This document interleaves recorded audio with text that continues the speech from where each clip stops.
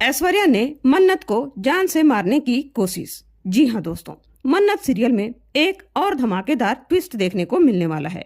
मन्नत ने ऐश्वर्या राय सिंह को बॉबी के खिलाफ बयान देने के लिए राजी तो कर लिया है और ऐश्वर्या बयान दे भी देती है कि शालिनी का असली गुनहगार डेरिक नहीं बॉबी सलूजा है।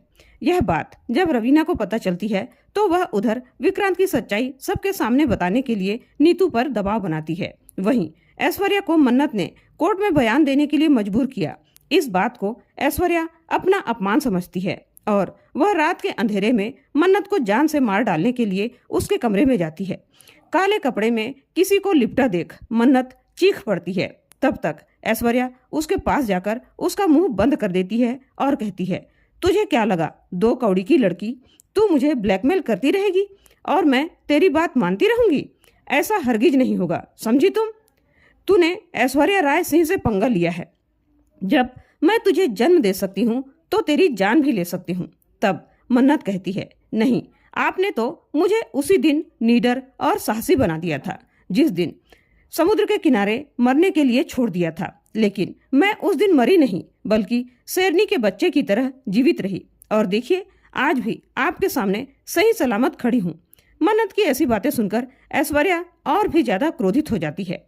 तभी वहाँ विक्रांत आ जाता है क्योंकि उसने ऐश्वर्या को मन्नत के कमरे की तरफ जाते देख लिया था। वह मन्नत की सुरक्षा के बारे में सोचते हुए उसके कमरे तक पहुंच जाता है क्योंकि उसे भी ऐश्वर्या पर अब बिल्कुल भी विश्वास नहीं होता। वह मन्नत को इशारे से पूछता है, क्या सब ठीक है? लेकिन मन्नत ना का इशारा कर देती है।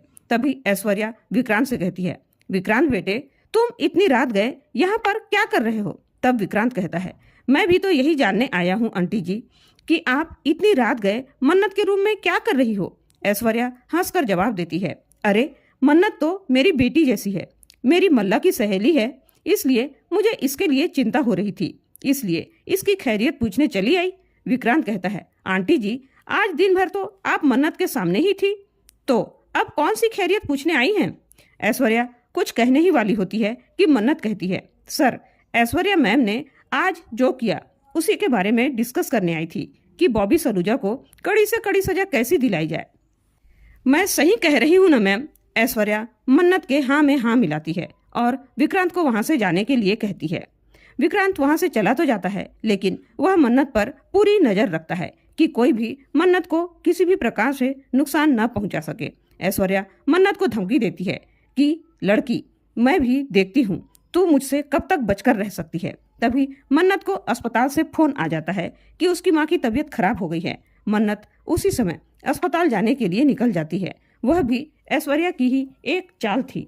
उसी ने अस्पताल की नर्स से ऐसा करने के लिए कहा था। विक्रांत देखता है मन्नत कहीं जा रही है तो वह भी उसके पीछे पीछे जाता है और उसे अपनी कार में बैठाकर अस्पताल तक लेकर जाता है। वहां जाकर देखता है तो उस नर्स ने श्रुति के ऑक्सीजन मास्क को हटा दिया था, इसलिए श्रुति लंबी लंबी सांसें लेने लगती है। विक्रांत डॉक्टर से बात करता है और कहता है, श्रुति आंटी को इलाज में कोई कमी नहीं होनी चाहिए और वह वहां से मन्नत को लेकर वापस आ जाता है।